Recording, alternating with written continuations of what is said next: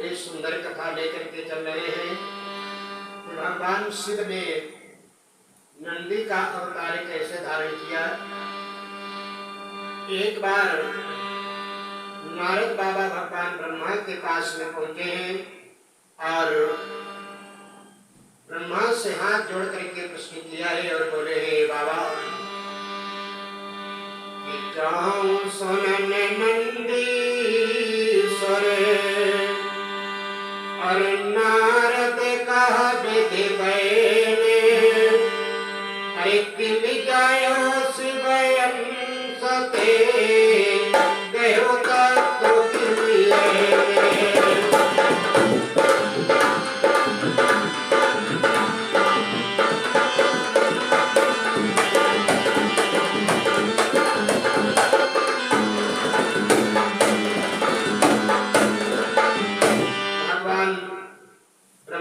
नारद ने प्रश्न किया है कि बाबा आप मेरे को कृपा करके बतलाइएगा कि नंदी का अवतार इस संसार में कैसे हुआ।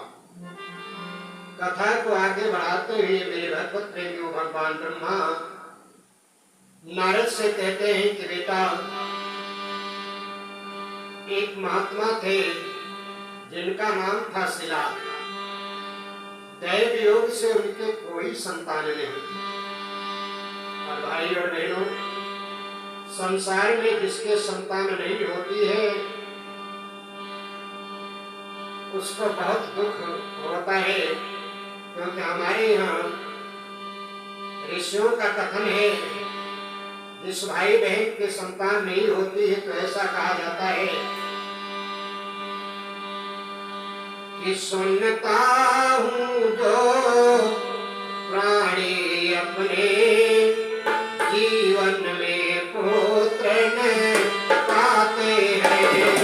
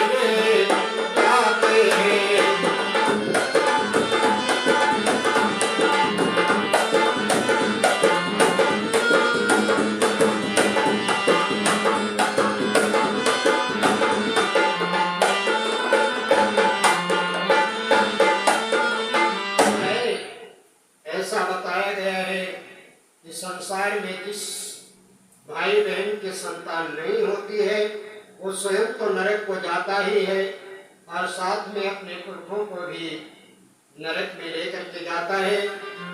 ऐसा सोच करके महात्मा शिलाद ने तपस्या करने के लिए चले हैं और जाकर के एक समय करी अपुत्र कामना, अरे से शिलादि तप की घना। महात्मा शिलाद जंगल में जाकर के और पुत्र की कामना को लेकर के देवराज इंद्र की तपस्या करने लगे। भाई और बहनों, तपस्या करते करते जब बहुत समय गुजर गया तो देवराज इंद्र महात्मा शिलाद की तपस्या से प्रसन्न होकर के और वरदान देने के लिए उनके पास में आते हैं। कैसे गए देन बरे तु सुरेशा,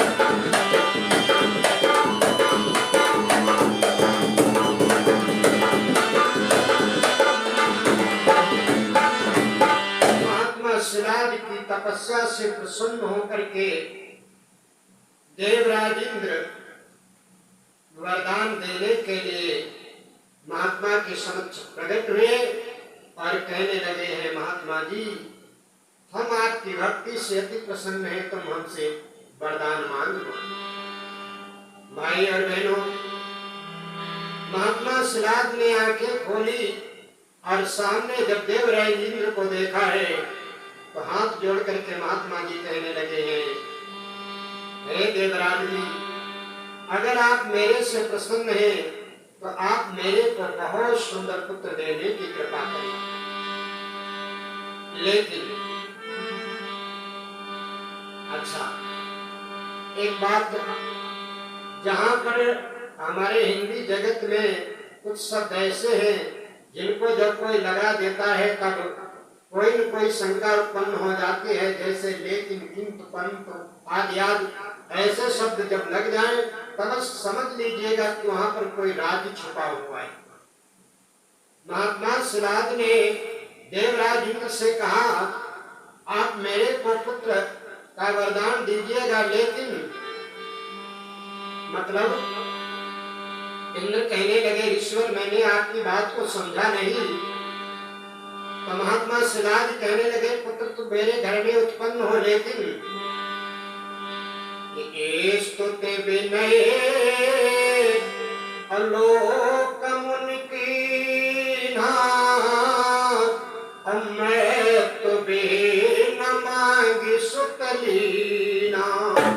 ईश्वर, आप मेरे को, ईश्वर ने कहा, देवराज आप मेरे को ऐसा पुत्र दीजिएगा जिसकी कभी मृत्यु ही न हो, और इसके अलावा मेरे घर में जो संतान पैदा हो वो अयोनिज हो, यानी माता पिता के द्वारा न प्रकट हो करके मेरी संतान बने, और जिसको संसार में कोई मार न सके, और इसके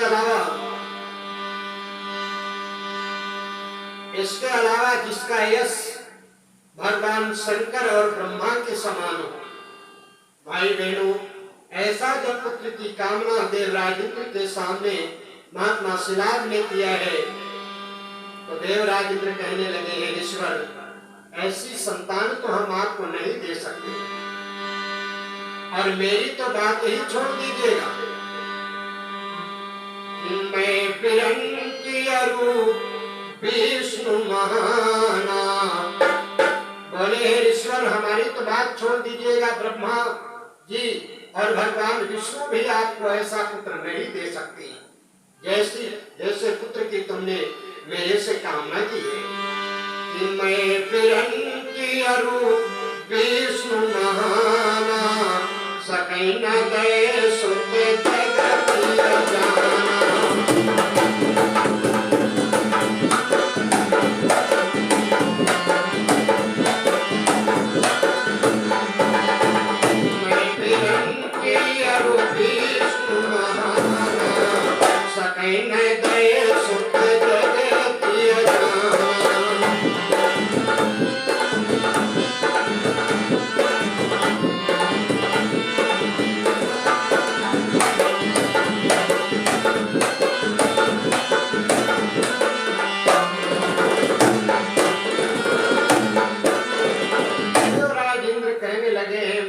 शिलाद से कि ईश्वर, जैसे पुत्र की आप कामना कर रहे हैं ऐसा पुत्र संसार में भगवान ब्रह्मा भगवान विष्णु भी नहीं दे सकते। महात्मा जी हाथ जोड़ करके कहने लगे, महाराज, फिर मेरी इच्छा की पूर्ति कैसे होगी? तो देवराज इंद्र कहने लगे कि ईश्वर, अगर ऐसा वरदान, ऐसा पुत्र आप चाहते हैं तो एक काम करो। बोले कौन? कहा, तुम भगवान शंकर की आराधना करो, और अगर भगवान भोले शंकर खुश हो गए तो तुम्हारी इच्छा की पूर्ति हो जाएगी। ऐ दुनिया के लोगों, मेरा कान खोल करके सुनिएगा, अगर अपने मन की कामना की पूर्ति करना चाहते हो तो संसार में सबको छोड़ करके और भगवान शंकर की शरण में आ जाइएगा। क्योंकि बाबा तुलसी लिखते हैं कि एक फल मिले शिव अपराधे।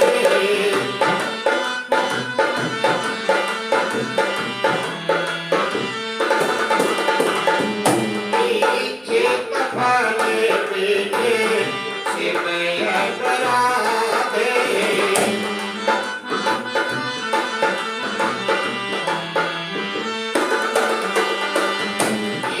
चित फल बिने शिव अपराधे।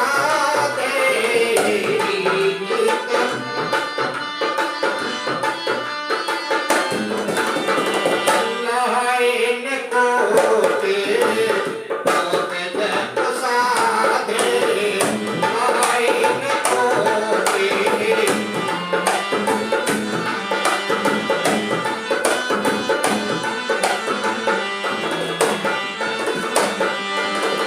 मेरे भाई बहनों, अगर अपनी इच्छा की पूर्ति करना चाहते हो तो भगवान शंकर की शरण में जाइएगा, क्योंकि भगवान शंकर के अलावा संसार में ऐसा कोई देवता दूसरा नहीं है, तुलसी बाबा कहते हैं, जो हमारे मन की इच्छा की पूर्ति कर सके। भाई और बहनों, आज देवराज इंद्र महात्मा शिलाद से कहने लगे हैं, ईश्वर अगर तुम अयोनिज संतान हो, संसार में मृत्यु के ऊपर विजय प्राप्त करने वाली संतान चाहते हैं तो भगवान शंकर की आराधना करो। ऐसा कहकर के देवराज इंद्र चले जाते हैं इधर। तत्पश्चात अशिलाधियाराधन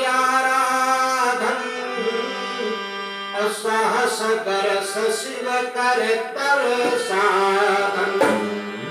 इसके बाद महात्मा शिलाद भगवान शंकर की तपस्या करने लगे, और एक दिन तक नहीं, 2 दिन तक नहीं, 10 दिन तक नहीं, मेरे भाई बहनों 1000 वर्षों तक भगवान शंकर की तपस्या करने लगे। सहस्त्र वर्षों तक भगवान शंकर की तपस्या करते रहे। शरीर कैसा हो गया? अरे तपयत कठिन न जाए बखान।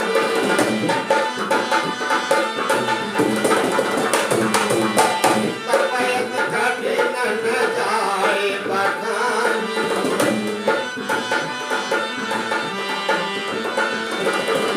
तपयत कठिन न जाए बखानी। तपयत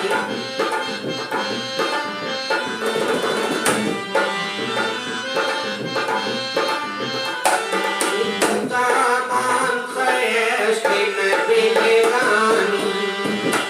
मान श्रेष्ठी में विवेकानी।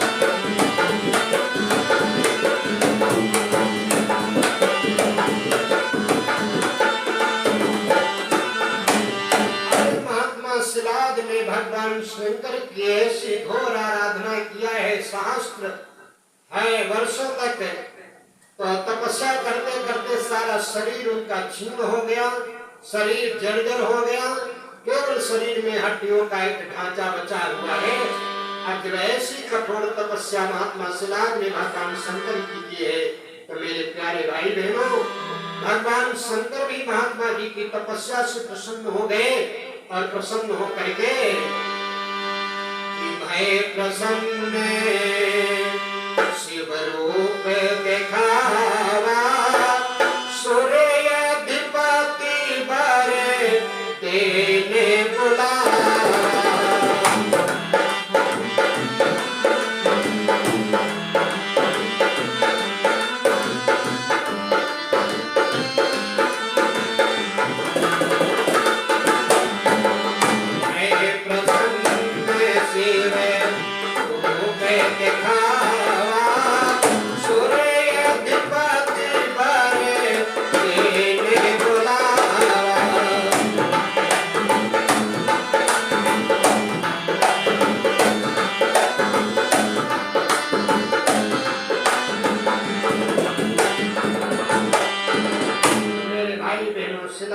तपस्या से प्रसन्न होकर के भगवान से प्रकट हुए, और प्रकट होकर के एक आवाज दिए, और क्या बोले?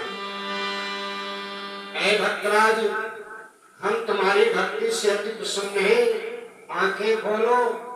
लेकिन मेरे भाई बहनों, सिलाब के ऊपर उस आवाज का कोई असर नहीं पड़ा, क्योंकि जब कोई ध्यान लगा करके बैठता है, अपने मन को एकाग्रचित्त कर लेता है। अच्छा, एक बात कभी आप लोग प्रैक्टिकल करके देखेंगे, जब कोई किसी ध्यान में मस्त होता है तब उसको दूसरे की आवाज सुनाई नहीं पड़ती है, लेकिन हाँ, ध्यान पक्का होना चाहिए। ये नहीं है झूठे मूठे ध्यान लगाए हैं लोग, माला लेकर के बैठते हैं आंखें बंद करके हैं, और कहीं से आवाज आ जाए फटाक से आंखें खोल करके उधर ही को देखने लग जाते हैं। ये कोई ध्यान नहीं है, क्योंकि कबीर बाबा ने लिखा है कि माला फेरत युग भया और गया न मन का फेर, और कर का मन का डार दे और मन का फेर।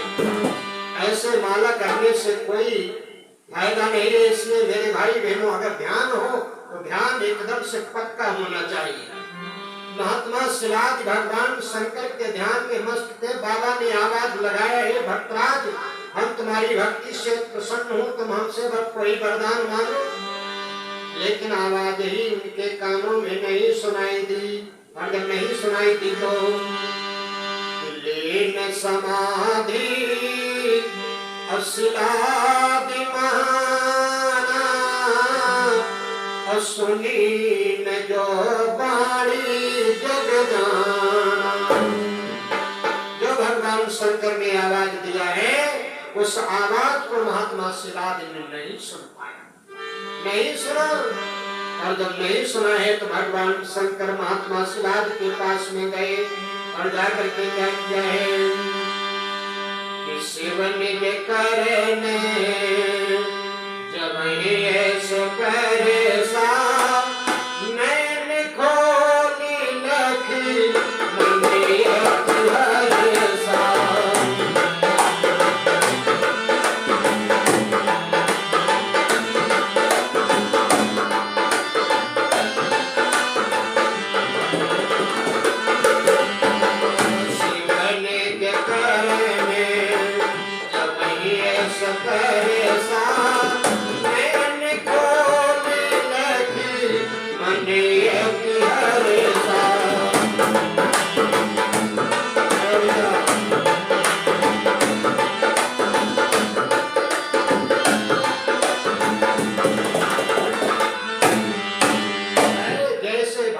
शंकर ने महात्मा सिलाज के सर के ऊपर हाथ रखा, शरीर का स्पर्श किया, महात्मा की आंख खुल गई। और जब आंख खुली है तो महात्मा जी ने क्या देखा है सामने? अरे उमा संगरा जत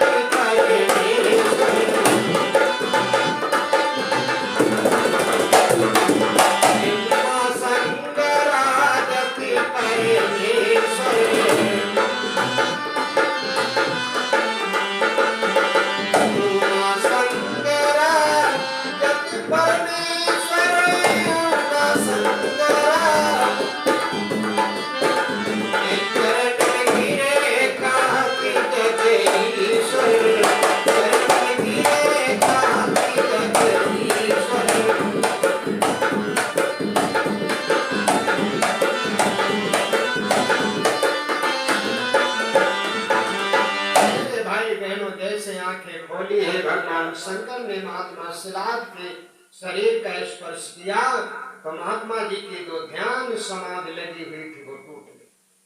आंखें खोली, सामने भगवान शंकर को भगवती पार्वती के साथ में देखा है तो महात्मा जी चरणों पर गिर पड़े, डंडे के साथ लिया और उसके बाद में नाना प्रकार से भगवान शंकर की स्तुति करने लगे। अरे स्तुति विनय कीन बड़े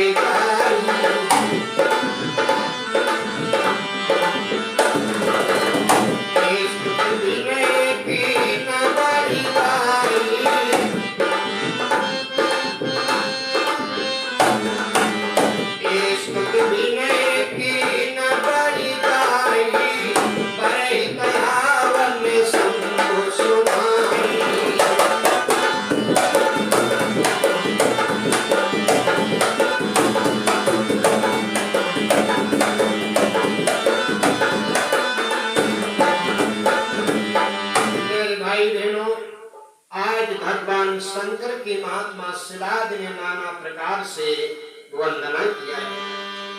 नमी नमी शान निर्वाणे नमामि समीशाने अनिर्वाण रूपम अव्यभुं व्यापकं ब्रह्म वेद स्वरूपम निगम निर्गुणं निर्विकल्पं निरीहं अच्युताकाशमाकाशवासं भजेयम्। इस तरह से महात्मा शिलाद ने नाना प्रकार से भगवान शंकर की जब आराधना किया है, वंदना किया है, स्तुति किया, तो भगवान शंकर कहने लगे, हे महात्मा जी, हम तुमको वरदान देने के लिए तुम्हारे सामने प्रकट हुए भैया। तो महात्मा शिलाद ने भगवान शंकर से कहा है कि बाबा, अगर आप मेरे ऊपर प्रसन्न हैं तो आप मेरे मन की कामना की पूर्ति करें। कैसे? क्या बोले हैं? गदगद के कंठ से महात्मा जी बाबा पर जो पे सन्मित्र पुरारी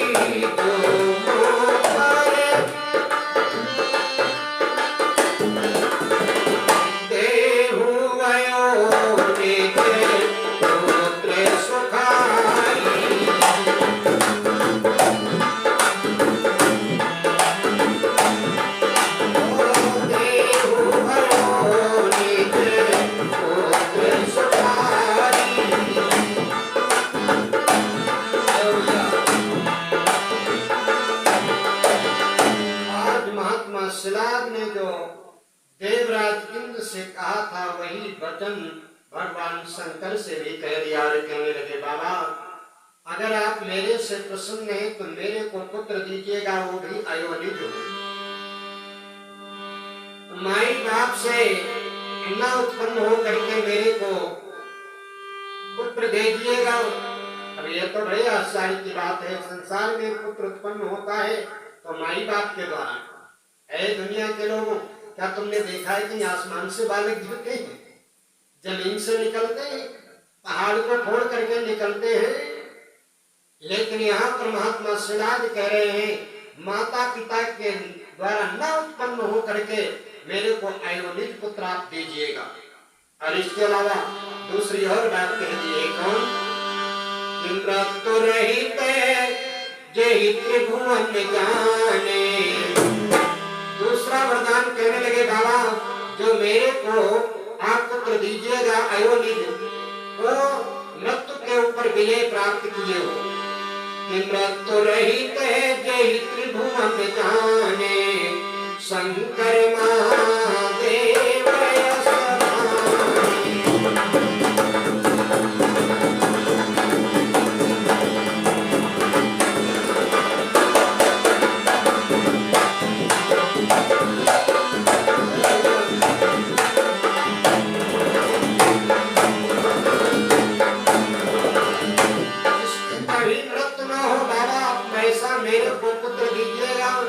और जिसका यश भगवान शंकर और भगवान ब्रह्मा जिसका है यश का गुणगान करे, ऐसा पुत्र आप मेरे को प्रदान करिएगा। अरे वाह! भगवान शंकर से जब इस प्रकार की महात्मा जी ने बात कही तो भगवान शंकर बोले, एवमस्तु कही दीन दयाला पर ध्यान भय कही काला। भगवान शंकर ने एवं मस्त कर दिया और कहा, ईश्वर, जाइए, तुम्हारी इच्छा की पूर्ति होगी, जैसा तुमने सोचा है ऐसा ही तुमको बड़ा सुंदर पुत्र उत्पन्न मिलेगा। भाई और बहनों, ऐसा कह करके भगवान भोले शंकर भगवती पार्वती के साथ में अंतर ध्यान हो गए और इधर महात्मा शिलादि अपने आश्रम पर जाकर के पहुंचे और आश्रम पर पहुंच करके समय अनुसार एक बड़ा सुंदर यज्ञ का आयोजन किया है। निदय स्थाने शिलादि तब जाई, कृष्ण सभे वृतांत सुनाई।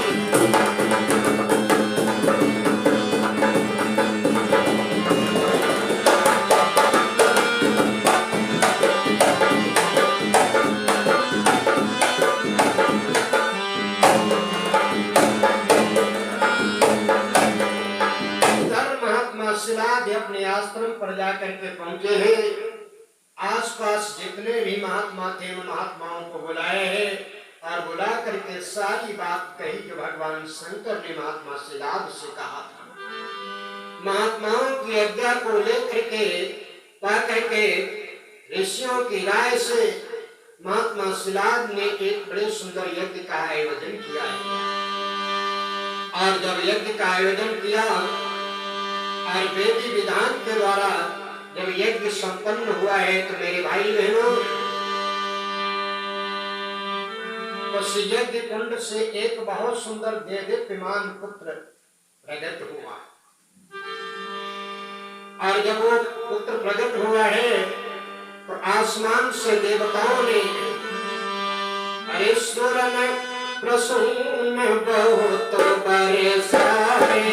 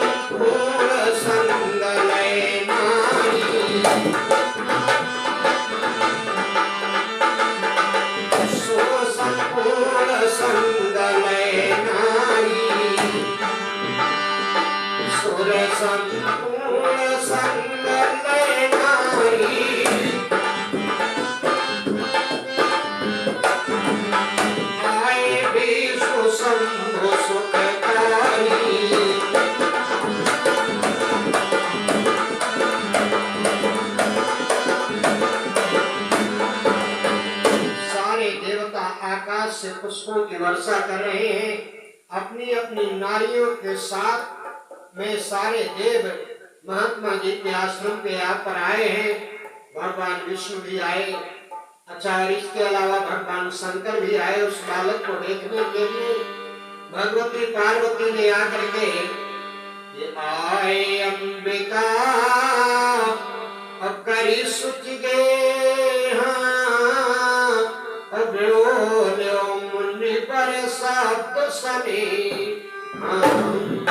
अप्सराएं नृत्य गान कर रही हैं। सारे लोग मन में बहुत हर्षित हो रहे हैं और सारे लोग मन में बहुत प्रसन्नचित्त हो रहे हैं।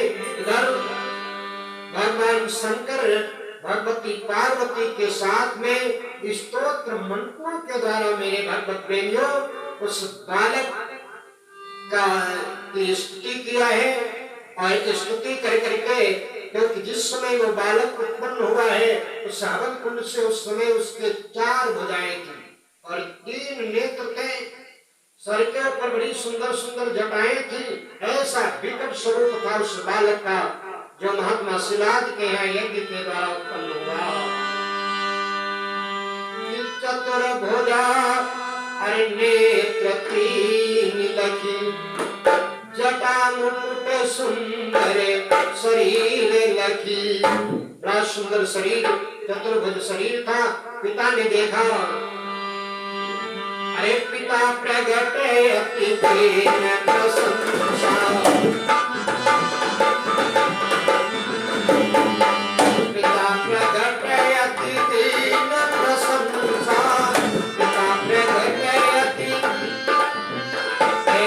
रूप माई सुत नहीं को समुदा रूप माई।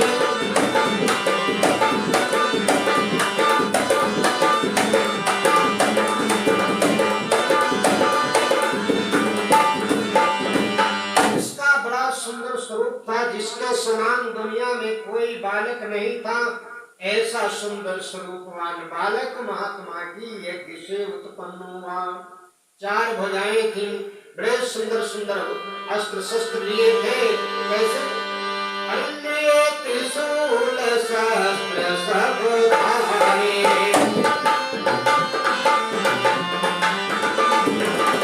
लिए त्रिशूल शस्त्र सब धारे,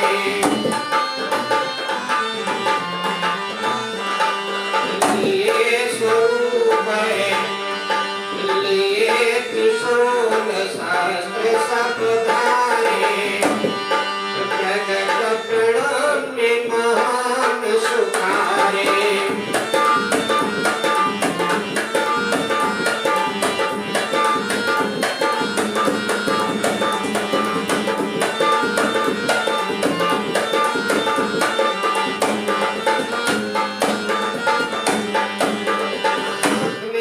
शस्त्र लिए हुए बालक वो उत्पन्न हुआ। मेरे भाई बहनों, जिसके तीन नेत्र थे, भगवान शंकर पार्वती के साथ में उस बालक की स्तुति किया। और ये स्तुति पढ़ करके क्या बोले, कहे ईश्वर जो आपके घर में ये बालक उत्पन्न हुआ है, कि नंदेश्वर सो नाम तुम्हारा, नमस्कार जगदीश हमारा। और कहने लगे कि ईश्वर, इस बालक का नाम होगा नंदी। और ऐसा कह करके भगवान शंकर उमा के साथ में देवताओं को साथ में लेकर के निजी स्थान चले गए। इधर महात्मा शिलाद ने अपने उस बालक को लिया है लेकर के, अरे सहित शंभु मोहि कीन प्रणामा,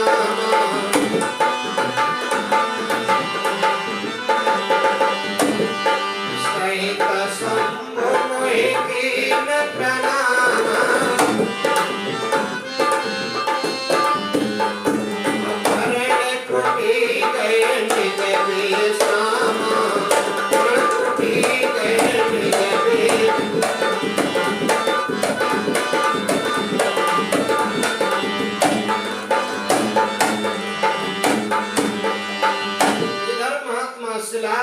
उस बालक को लिया है और लेकर के प्यारे अपने आश्रम को चले जाते हैं। मन में बहुत प्रसन्न है, क्योंकि जो भगवान शंकर की आराधना किया था उसके बदले में उनको बड़ा सुंदर अयोनिज पुत्र उत्पन्न हुआ है। कहां से? यज्ञ के द्वारा। भाई बहनों, हमारे यहाँ यज्ञों में बहुत बड़ी ताकत होती थी। जिसके कोई संतान न होती, अगर वो यज्ञ करता था तो यज्ञ कृष्ण भगवान की कृपा से उसके घर में पुत्रों की उत्पत्ति होती थी। ऐसा हमें शास्त्रों में प्रमाण मिलता है। अच्छा, आप लोग देखेंगे महाराज दशरथ का ये वही हाल हुआ। कोई संतान नहीं थी, गुरु जी के कहने से यज्ञ किया और यज्ञ से एक नहीं 4 यज्ञ कृष्ण भगवान की कृपा से 4 पुत्रों की उत्पत्ति हुई है। अगर आप महाभारत को देखेंगे तो महाराज द्रुपद को भी यज्ञ से एक पुत्र और एक पुत्री का प्राकट्य हुआ था। आइएगा गौर करें। महात्मा शिलाद ने अपने उस पुत्र को लिया है और लेकर के आश्रम में आए हैं। समय धीरे धीरे बढ़ने लगा है आगे। वो ब्रह्मा जी नारद से कहते हैं कि नारद, कि देख पिता जेहि सुखी महाना, अरे रो मन लागने जाए बखाना।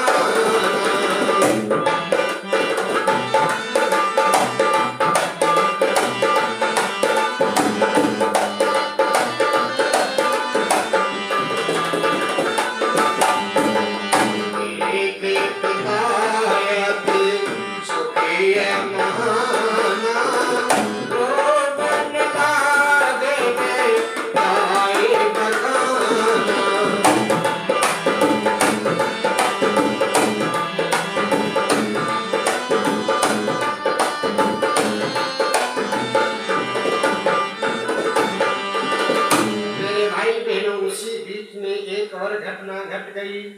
जब बालक को लेकर के शिलाद अपने आश्रम पर आए तो वो चतुर्भुज स्वरूप में बालक प्रकट हुआ था और महात्मा जी के देखते देखते उसके चतुर्भुज स्वरूप को बदल करके वो सुंदर से पुत्र के स्वरूप में आ गया। जो उसके तीन नेत्र थे वो नेत्र भी खत्म हो गए। अब जैसे साधारण पुत्र होता है, किसी माई बाप के द्वारा उत्पन्न होता है, ऐसा सुंदर साधारण पुत्र महात्मा जी आश्रम पर लेकर के आए। भैया अब पुत्र को देखा, महात्मा जी बड़े मन में हर्षित हो रहे हैं। सारे संस्कार किए और संस्कार करने के बाद संस्कार करे माँ देख की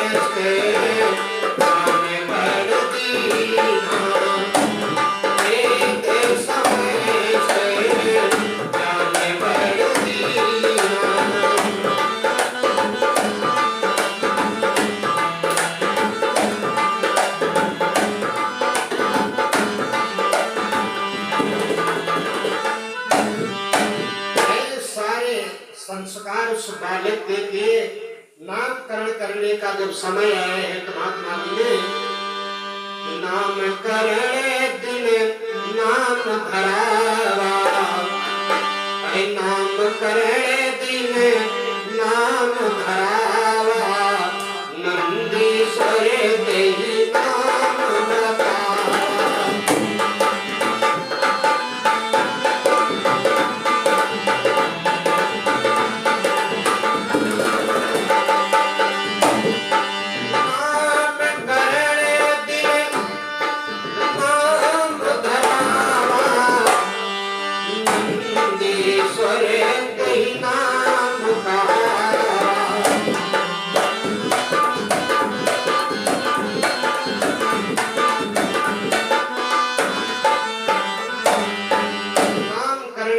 समय आया है तो महात्मा जी ने गौरी गणेश का पूजन कर करके उस बालक का नामकरण संस्कार किया और उसका नाम क्या रखा है?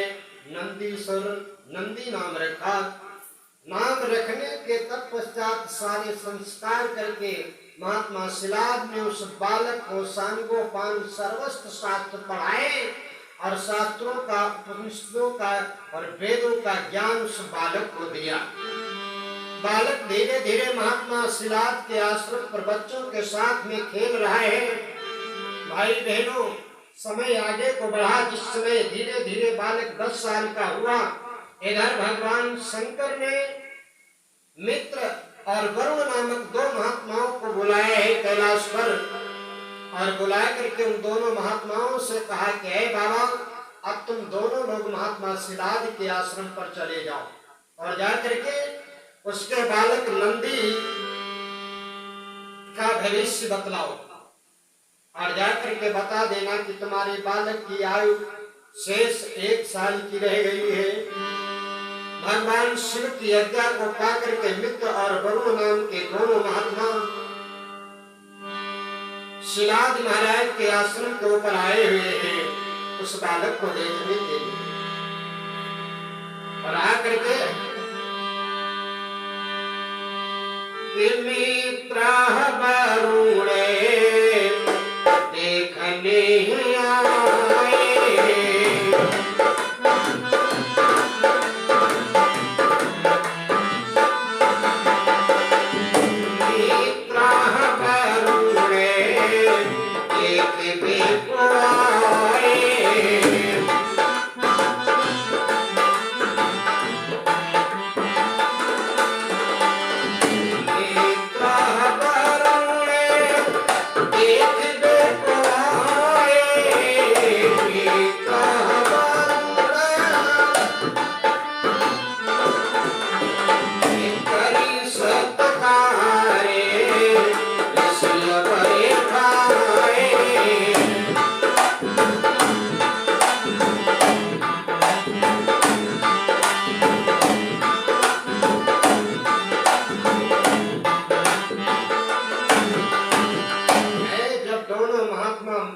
शिलाद महाराज के आश्रम पर आकर के पहुंचे हैं तो महात्मा जी ने उन दोनों महात्माओं का बड़ा स्वागत किया और स्वागत करने के साथ में सत्कार किया और अपने आश्रम के ऊपर प्रेम पूर्वक बैठाया है। मेरे भाई बहनों, यहाँ पर हमारे यहाँ नीति में कहा गया है अगर आप किसी के दरवाजे पर जाइएगा और जिसके यहाँ तुम जाइएगा और आपका मान सम्मान न कर सके तो वहां पर जाना नहीं चाहिए। तुलसी बाबा कहते हैं क्या, यावत नहीं अरुणे नहीं स्नेहु और तुलसी बहान जाइए कंचन बरसइए। अगर आप किसी के दरवाजे पर जाइएगा और वो अपने दरवाजे के ऊपर कुर्सी पर बैठा हो, अच्छा अगर आपको वो देखे और कुर्सी पर बैठे बैठे बगर बगर पान चबलाता रहे और आपको देख करके वो उठ करके खड़ा न हो तो तुलसी बाबा कहते हैं ऐसी जगह पर जाना ठीक नहीं। आवत ही हर्ष नहीं और नैनन नहीं सने और तुलसी वहां न जाइए चाहे कंचन बरसे। तो जैसे ही दोनों महात्मा मित्र और वरुण महात्मा शिलाद के आश्रम पर पहुंचे हैं, महात्मा जी ने स्वागत किया और सम्मान किया, दोनों को प्रेम पूर्वक बैठाया है। उसके बाद उन दोनों धर्मात्मा महात्माओं को बहुत बार मोही और देखी महात्मा और कहो तात नंदी धर्मात्मा। उन दोनों महात्माओं ने जब उस बालक नंदी को देखा है तो देख करके शिलाद जी महाराज से बोले हैं, ईश्वर आपको बड़ा सुंदर, आपका बड़ा सुंदर सौभाग्य, बहुत सुंदर आपको पुत्र मिला है। ये आपका बालक नंदी बड़ा धर्मात्मा है। लेकिन फिर वही बात यहाँ पर आ गई, किंतु परंतु लेकिन उन दोनों महात्माओं ने मित्र और वरुण ने शिलाद से कहा, महाराज ये तुम्हारा बालक नंदी बहुत धर्मात्मा है। लेकिन शिलाद जी कहने लगे, महाराज वो लेकिन कौन है? तो मित्र और वरुण कहने लगे, महाराज आगे की बात कहते हुए हमको बड़ा दुख हो रहा है और आगे की बात जो हम आपको बता दूंगा तो आपको भी दुख होगा, इसलिए मैं बताना नहीं चाहता। आई लेकिन ऐसी कौन सी बात? महात्मा शिलाद को जानने की अभिलाषा हुई और प्रेम पूर्वक उन दोनों महात्माओं से कहा, है महाराज ऐसी कौन सी बात है, आप कृपा करके मेरे को बतलाइएगा, मेरी इच्छा है आप मेरे को जरूर बताएं। जब महात्मा शिलाद की अभिलाषा को देखा है तो मित्र वरुण कहने लगे, हे ईश्वर अपने सीने के ऊपर पत्थर रख लो और मेरी बात को जरा गौर से सुनी। और क्या कह दिए कि तुम्हारे पुत्र, ये जो तुम्हारा पुत्र नंदी धर्मात्मा है ना, बोले हाँ, कि तुम्हारे पुत्र आयु बड़ी थोड़ी, ज्ञाता शास्त्रे देखे मति भोरी।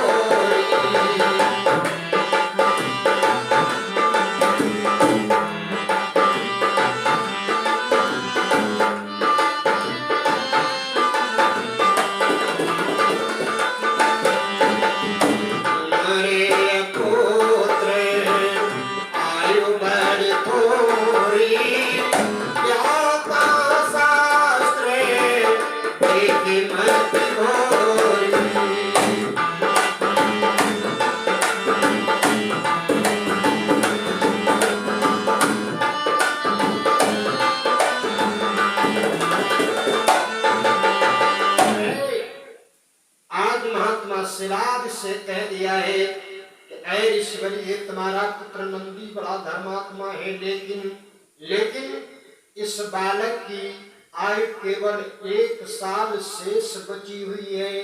1 साल के बाद ये बालक मृत्यु को प्राप्त हो जाएगा। भैया की शेष वर्ष कायु, अबे प्रवचन सुन दुखी पिता। जैसे उन ऋषियों की बात को सिराज ने सुना, अब मेरे बालक की 1 साल की ही अवस्था बची हुई है, तो महात्मा सिराज को बड़ा दुख हुआ। मेरे भाई बहनों, मित्रा बनो तो कह करके सब कुछ बता करके चले गए हैं, इधर समय आगे को बढ़ा है। धीरे धीरे बालक और आगे को बढ़ने लगा। अब महात्मा सिराज के हृदय में वो बात बराबर खटकती है कि मेरा बालक 1 साल के अंत में मर जाएगा। मेरे भाई बहनों, एक दिन की बात है, महात्मा जी दरवाजे के ऊपर बैठे थे और अपने उस बालक की याद आई। बालक खेल रहा था। भैया और बहनों, तो जैसे मैंने सोचा तुम भार दुख बहुत करे,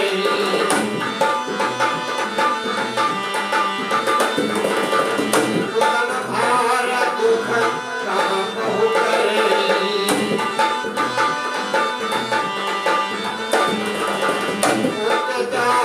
स्वरे मुंडी भरे, स्वरे मुंडी भरे।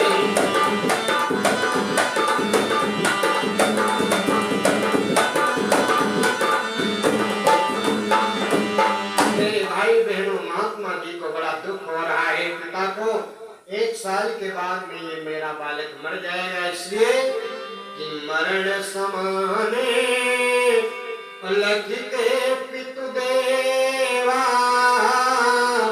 असुत धर ध्यान शिव सेवा। इधर महात्मा सिराज ने फिर से भगवान शंकर की सेवा करना आरंभ कर दिया है। भगवान शंकर की सेवा करते हुए, आराधना करते हुए बालक नंदी ने जब अपने पिता को देखा है, तो पिताजी के पास में गया और हाथ जोड़ करके पिताजी से कहने लगा, पिताजी कारण कहूँ दुख करता,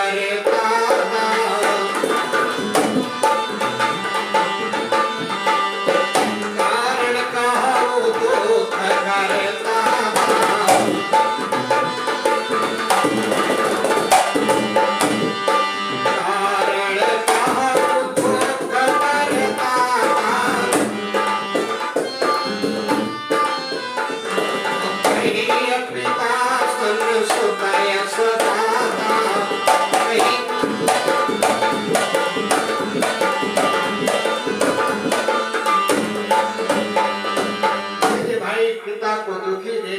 भगवान शंकर के ध्यान में संलग्न देखा, तो नंदी सिराज जी पिताजी के पास में गया और जाकर के हाथ जोड़ करके पिताजी से कहने लगा, हे पिताजी, आप कृपा करके बताइएगा कि आप क्यों दुखी हैं?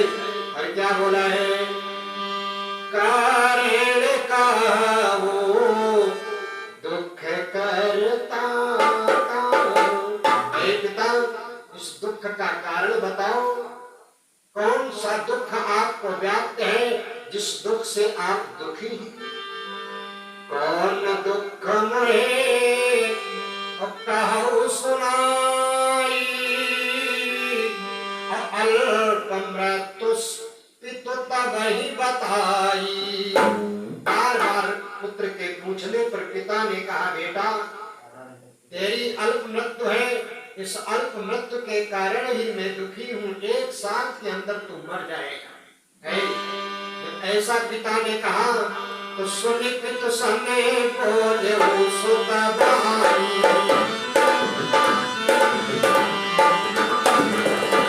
सुनि पितु सने बोले सुत भाई,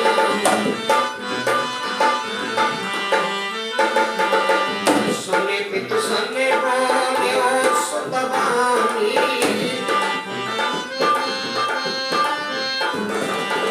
नहीं महिमारी सके जग जानी कोई।